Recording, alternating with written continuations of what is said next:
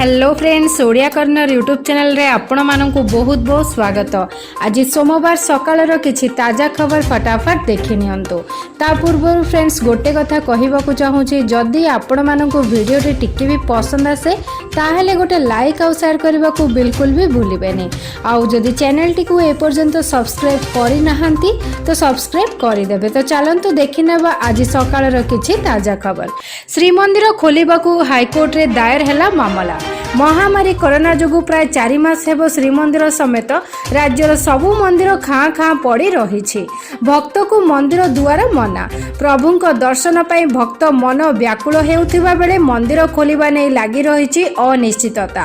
तेबे श्रीमंदिर खोलिबाकू आवेदन करी हाईकोर्ट रे एक जनस्वार्थ मामला दायर होईछि। महाप्रभुंक दर्शन पाई भक्तों को अनुमति देबाकू पिटिशन रे उल्लेख करा जाईछि। परवर्तीटी है राजधानीवासी बढ़ी रोग प्रतिरोधक शक्ति। भुवनेश्वर सेरोलॉजिकल सर्वे सरी।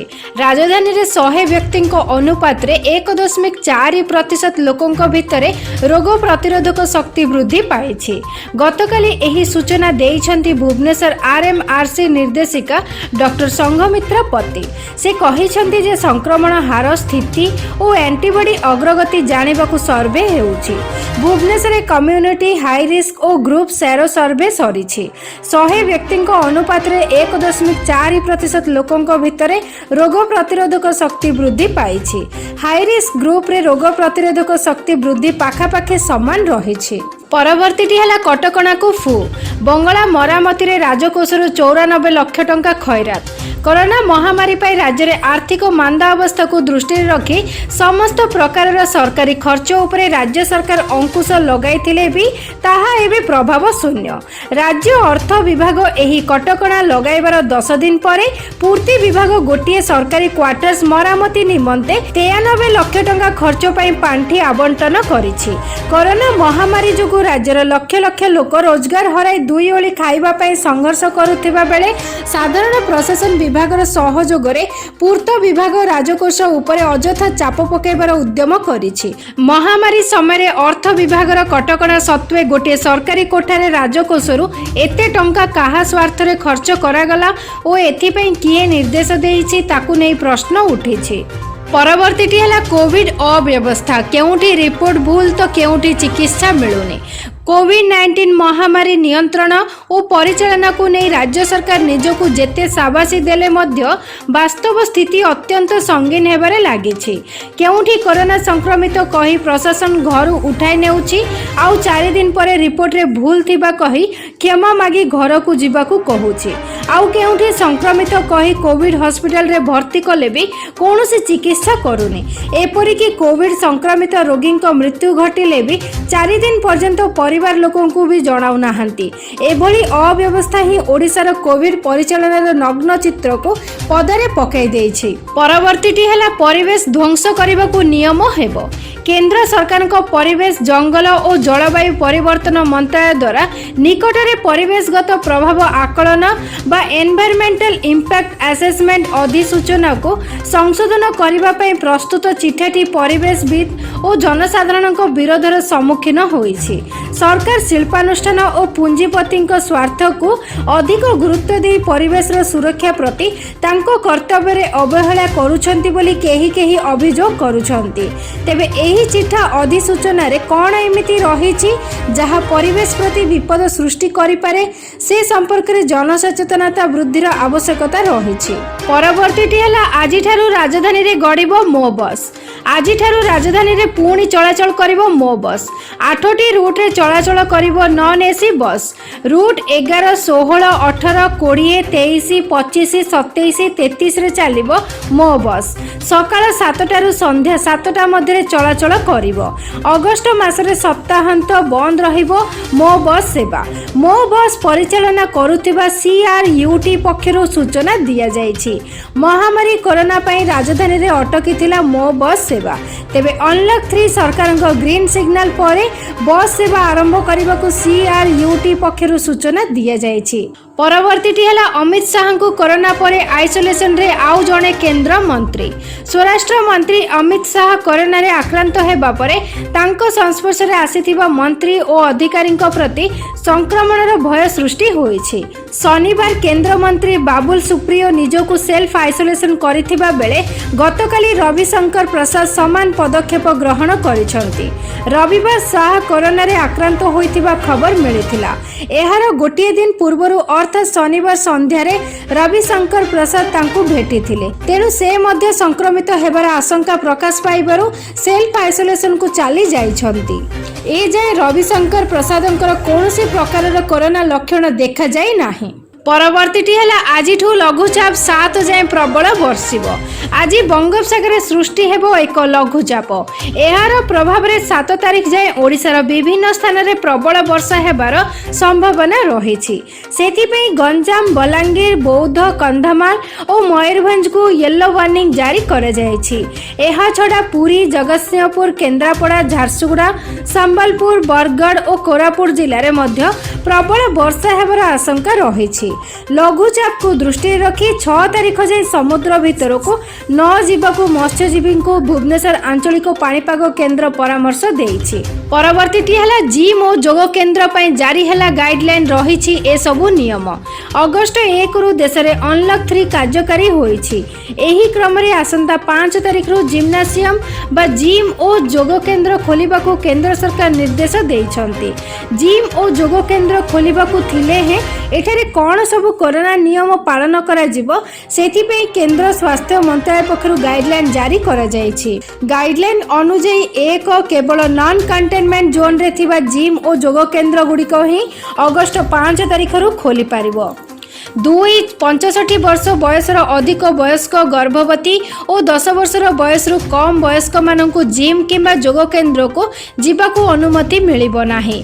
3 जेउ मानक शरीर रे अम्लजान 95% रु कम रहुथिबो सेमानकु मध्य प्रवेश अनुमति मिलिबो नाही। 4 प्रथम दफारे किछि लोक व्यायाम करे जीवा परे अति कम रे 15 मिनिट परे द्वितीय दफारे लोक माने एहा मध्य को प्रवेश करि परिबे। एही समय सैनिटाइज काम करा जिवो। 5 जिम और योग केन्द्र मध्य लोकंक मध्य अति कम रे 6 फुट दूरता रहिबो। 6 योगाभ्यास और व्यायाम करिबा बेले लोक माने मास्क पिंधिबा बाध्यतामूलक। जदि केही श्वासक्रिया रे कष्ट अनुभव करंती ताहेले से माने विसर परिधान करि परिबे। 7 नियमित हाथ धोइबे और सैनिटाइजर व्यवहार करिबे। 8 आउटडोर रे व्यायाम करिबा भल जदि सुविधा थिबो ताहेले जिम मालिक माने एहार व्यवस्था करि परिबे। 9 प्रति इक्विपमेंट भितरे 6 फुटर दूरता रहिबो। 10 जिम किंबा योग केन्द्र रे छेप पकेबा संपूर्ण बारण करा जायछि। 11 नियमित भावे परिसर, आसबाब पत्र और अन्य जिनिस को सैनिटाइज करा जिवो। 12 कॉन्टैक्टलेस पेमेंट को गुरुत्व दिया जिवो। 13 केवल लक्षणहीन लोकों को प्रवेश पई अनुमति मिलिबो। 14 थर्मल स्क्रीनिंग बाध्यतामूलक करा जायछि। परवर्तीटी हला खुशी खबर। राज्य रे दिनकरे सर्वाधिक सुस्थ हेले 1119 जन। सुस्थଙ୍କ संख्या 23,073 को वृद्धि। राज्य सरकार सहयोग एवं कोविड योद्धांकर निरंतर उद्यम फल गतकाली राज्यवासी को मिली कोरोना संपर्कित सबुठारु बड़ खुशी खबर। राज्यर 27 जिलूर गतकाली 1119 जन कोरोना आक्रांत सुस्थ होइतिबारु राज्य सरकार कोरोना योद्धांक उद्यम को प्रशंसा करिसेंती। राज्य स्वास्थ्य और परिवार कल्याण विभाग पक्षर ट्वीट जरिए दिया जाइथिबा सूचना अनुसार राज्य में कोरोना सुस्थ होइतिबा लोकंकर संख्या 23,073 रे पहुंची। गतकाली गंजाम जिलूर सर्वाधिक 354 जन कोरोना आक्रांत सुस्थ होइछंती आ खोर्धा जिलूर 97 जन। परवर्तीटी है डिसेम्बर सुधा भारत में कोविशील्ड टीका छाड़िबो सेरम इंस्टीट्यूट। स्वीडेन रे औषध कंपनी एस्ट्राजेनेका, ब्रिटेन रो ऑक्सफोर्ड विश्वविद्यालय द्वारा प्रस्तुत कोरोना टीका कोविशील्ड को आसंता डिसेम्बर पूर्व भारतीय बाजार में छाड़िबाकू सेरम इंस्टीट्यूट लक्ष्य रखिछि। कंपनी को गतकाली एही टीकार द्वितीय और तृतीय पर्याय परीक्षण करने अनुमति मिलिबा परे कंपनी एही लक्ष्य धार्य करिछि। एहा सहित आसंता 2021 शेष सुधा ନିଜସ୍ୱ ଟିକା ଛାଡ଼ିବାକୁ କମ୍ପାନୀ ଲକ୍ଷ୍ୟ ରଖିଛି। ଭାରତୀୟ ଔଷଧ ମହାନିୟନ୍ତ୍ରକ ଗତକାଲି ଏହି ଟିକାର କ୍ଲିନିକାଲ ପରୀକ୍ଷଣ କରିବାକୁ ସେରମକୁ ଅନୁମତି ଦେଇଛି। ପରବର୍ତ୍ତୀଟି ହେଲା 6ରୁ 8ମ ପିଲାଙ୍କ ପାଇଁ କେନ୍ଦ୍ର ଜାରି କଲା ବିକଳ୍ପ ଶିକ୍ଷା କ୍ୟାଲେଣ୍ଡର। କରୋନା ମହାମାରୀ ଓ ଲକଡାଉନ ଯୋଗୁଁ ଏ ବର୍ଷ ଦେଶର ଶିକ୍ଷା ବ୍ୟବସ୍ଥା ବିଗିଡ଼ି ଯାଇଛି। ଏ ପର୍ଯ୍ୟନ୍ତ ପିଲାମାନେ ସ୍କୁଲ କିମ୍ବା କଲେଜ ଯାଇପାରି ନାହାନ୍ତି। ଏହାକୁ ଦୃଷ୍ଟିରେ ରଖି କେନ୍ଦ୍ର ଶିକ୍ଷାମନ୍ତ୍ରୀ ରମେଶ ପୋଖରିଆଲ ଗତକାଲି ଉଚ୍ଚ ପ୍ରାଥମିକ ଅର୍ଥାତ୍ 6ଠ ଶ୍ରେଣୀରୁ 8ମ ଶ୍ରେଣୀ ପର୍ଯ୍ୟନ୍ତ ସ୍କୁଲ ପିଲାଙ୍କ ପାଇଁ ଏକ ବିକଳ୍ପ ଶିକ୍ଷା କ୍ୟାଲେଣ୍ଡର ଉନ୍ମୋଚନ କରିଛନ୍ତି। ଆସନ୍ତା 2 ମାସ ପାଇଁ ଏହି ବିକଳ୍ପ ଶିକ୍ଷା କ୍ୟାଲେଣ୍ଡର ପ୍ରସ୍ତୁତ କରାଯାଇଛି। ଏହା ପୂର୍ବରୁ ସେ ଉଚ୍ଚ ପ୍ରାଥମିକ ସ୍କୁଲ ପିଲାଙ୍କ ପାଇଁ 1 ମାସର ବିକଳ୍ପ ଶିକ୍ଷା କ୍ୟାଲେଣ୍ଡର ଉନ୍ମୋଚନ କରିଥିଲେ।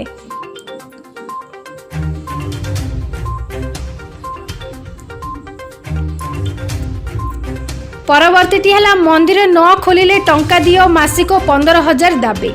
ଅନଲକ୍ 3 ଗାଇଡଲାଇନ୍ ପରେ ରାଜ୍ୟରେ ଜିମ୍ ଓ ସପିଂ ମଲ୍ ଖୋଲିବାକୁ ଅନୁମତି ମିଳିଥିବା ବେଳେ ମନ୍ଦିରକୁ ଅନୁମତି ମିଳୁନି କାହିଁକି? କୋଭିଡ ନିୟମ ପାଳନ ସହ ପୁରୀ ଶ୍ରୀମନ୍ଦିର ଓ ପର୍ଯ୍ୟାୟକ୍ରମେ ରାଜ୍ୟର ଅନ୍ୟ ସମସ୍ତ ମନ୍ଦିର ଖୋଲିବା ଦାବିରେ ହାଇକୋର୍ଟରେ ଦାୟର ହୋଇଛି ଜନସ୍ୱାର୍ଥ ମାମଲା।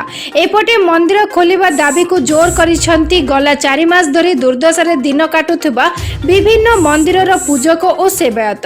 ତେଣେ ରାଜ୍ୟରେ କରୋନା ସ୍ଥିତିକୁ ବିଚାରକୁ ନେଇ ଖୁବ୍ ଶୀଘ୍ର ଏ ଉପରେ ନିଷ୍ପତ୍ତି ନିଆଯିବ ବୋଲି କହିଛନ୍ତି ଆଇନ ମନ୍ତ୍ରୀ। ପରବର୍ତ୍ତୀଟି ହେଲା କୋଭିଡ ଚିକିତ୍ସା ପାଇଁ ଦିଆଯାଉଛି ନିମ୍ନମାନର ଔଷଧ ଓ ପିପିଇ କିଟ୍। କୋଭିଡ-19 ଚିକିତ୍ସା ପାଇଁ ଡାକ୍ତର ଓ ସ୍ୱାସ୍ଥ୍ୟକର୍ମୀମାନଙ୍କୁ ରାଜ୍ୟ ସରକାର ନିମ୍ନମାନର ଔଷଧ ଓ ପିପିଇ କିଟ୍ ଯୋଗାଉଛନ୍ତି ବୋଲି ବିଜେପି ଅଭିଯୋଗ କରିଛି। ଏହା ସହିତ କୋଭିଡ-19 ଚିକିତ୍ସା ଭଳି ଜରୁରୀକାଳୀନ ସ୍ୱାସ୍ଥ୍ୟ ସେବା ସମୟରେ ଆବଶ୍ୟକ ଔଷଧ ଓ ପିପିଇ କିଟ୍ କାହିଁକି ସ୍ୱଳ୍ପ ପରିମାଣରେ ଯୋଗାଇ ଦିଆଯାଉଛି ଓ ଏହି ଚିକିତ୍ସା ଉପକରଣ ପ୍ରଦାନରେ ବିଡିଓ ମାନଙ୍କୁ କାହିଁକି ସାମିଲ କରାଯାଇଛି ତାହା ଉପରେ ବିଜେପି ପ୍ରଶ୍ନ ଉଠାଇଛି। ପରବର୍ତ୍ତୀଟି ହେଲା ରେଷ୍ଟୁରାଣ୍ଟ ଖୋଲିବ କେବଳ ହୋମ୍ ଡେଲିଭରି। ଏବେ ହୋଟେଲ ଓ ରେଷ୍ଟୁରାଣ୍ଟ ଚାଲିପାରିବ। ଏଥିପାଇଁ ରାଜ୍ୟ ସରକାର କିଛି ସର୍ତ୍ତ ରଖି ଅନୁମତି ଦେଇଛନ୍ତି। ସର୍ତ୍ତ ଅନୁସାରେ ହୋଟେଲରେ ଥିବା ରେଷ୍ଟୁରାଣ୍ଟ କେବଳ ଇନ୍ ହାଉସ୍ ଅତିଥିଙ୍କ ପାଇଁ ଖୋଲିବ। ଅନ୍ୟ ରେଷ୍ଟୁରାଣ୍ଟ ଓ ହୋଟେଲ ଚାଲିପାରିବ, କିନ୍ତୁ ସେଠାରେ ବସି ଖାଇ ହେବ ନାହିଁ। ସେମାନେ କେବଳ ଖାଦ୍ୟ ପାର୍ସଲ ଦେଇପାରିବେ। ରେଷ୍ଟୁରାଣ୍ଟରୁ ହୋମ୍ ଡେଲିଭରି କିମ୍ବା ଖାଦ୍ୟ ପାର୍ସଲ ନିଆଯାଇପାରିବ। ରାସ୍ତା କଡ଼ରେ ଥିବା ଢାବା ମଧ୍ୟ କେବଳ ଖାଦ୍ୟ ପାର୍ସଲ ଦେଇପାରିବେ ବୋଲି ରାଜ୍ୟ ସରକାର ସର୍ତ୍ତ ରଖିଛନ୍ତି।